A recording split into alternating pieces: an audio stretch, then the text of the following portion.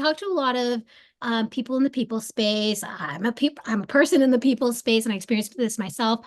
Sometimes we see a problem and we're trying to solve it, whether it's like, hey, I have budget and like approval to switch to another vendor, or well, I don't love my vendor, but you know what? It's easier to just stick with it than make a big change and overhaul. I'm curious Mm, to know from your perspective, especially someone who came in, rightly so, being a little bit skeptical and thinking like, do we want to stick around with Athena or do we want to move to another? What advice would you have for any people leaders who are in a similar boat, whether it's I'm looking to make a change, but I don't know how to feel confident that I'm making the right choice, or I'm not perfectly happy, but I don't know if it's worth it to make a switch.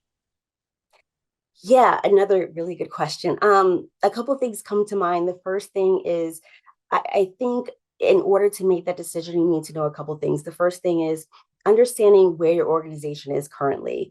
I think it's really important to meet people, meet the organization where they are.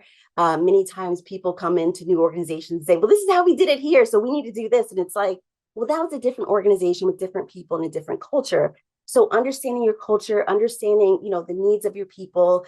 I did a listening tour with every person within the organization when I first started. So I had a really good understanding of what the gaps were and, the direction we were going organizationally.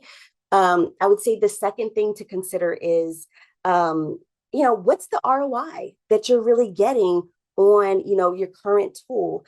Is it enough to say what I'm paying for is giving me the outcomes and the success level that I'm anticipating, or is it not? And if it's not, it's okay to reevaluate. I think it's better to reevaluate and just ensure that you're doing really great with change management than to keep something that's not giving the ROI and people are not absorbing the information.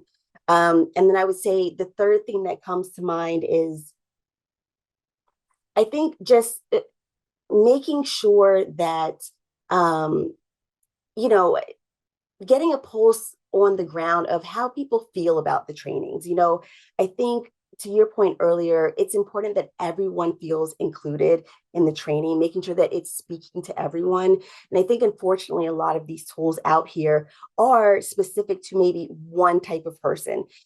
It's not diversity friendly, it's not inclusive friendly. I think sometimes it forgets that people come from all different directions from life. They all have stories, and so we're going to perceive things differently. So how is the content going to be digested by every person within the organization?